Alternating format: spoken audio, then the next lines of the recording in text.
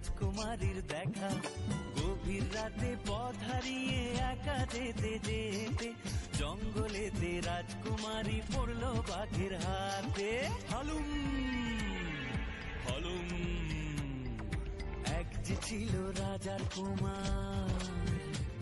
উরে বাবা, তারপর কি হলো?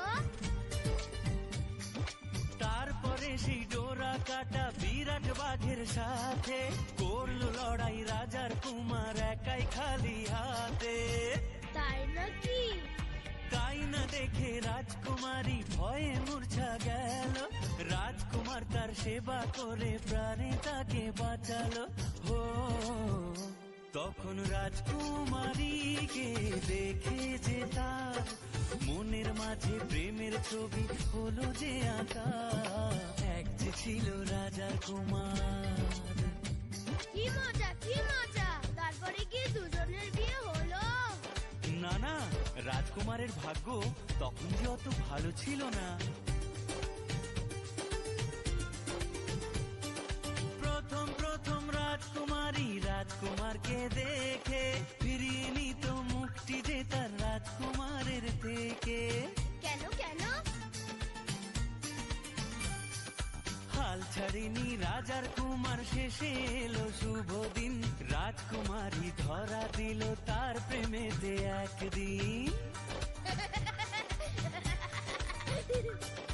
ভালোবেসে গল্পে গানে করতো তারা মজা, কিন্তু তাদের ভালোবাসার বাঁধা স্বয়ং রাজা।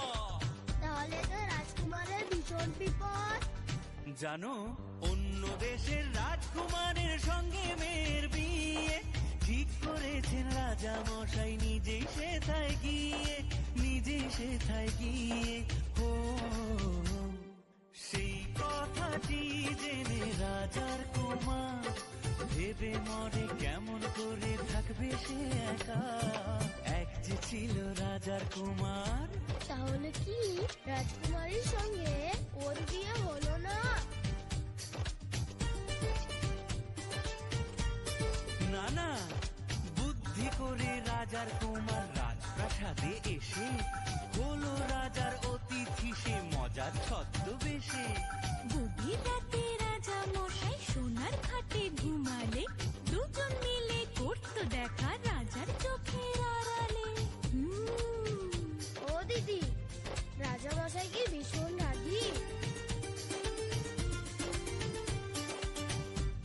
ওরে বাবা, রাজা মশাই ভীষণ রাগী, জানলে দেবে ফাঁসি। কেউ দেখেনি রাজার মুখে কোনোদিনই হাসি। রাঙ্গরুরের ছানা নাকি? কেমন করে রাজার কুমার বলবে ডেকে তাকে, রাজা মশাই ভালোবাসি আমি তোমার মেয়েকে।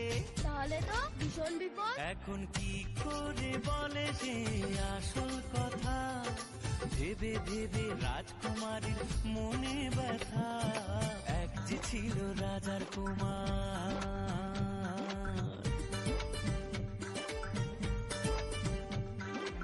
ওদিকে সেই অন্য দেশে রাজার কুমার এসে বিয়ের কথা বলতে এলো হবু জামাই বেশে। মনের দুঃখে শ্রাবণ এলো রাজকুমারীর চোখে। মনের দুঃখে শ্রাবণ এলো রাজকুমারীর চোখে। রাজার কুমার দিশে হারা বিপদ চারিদিকে। ওরে বাবা,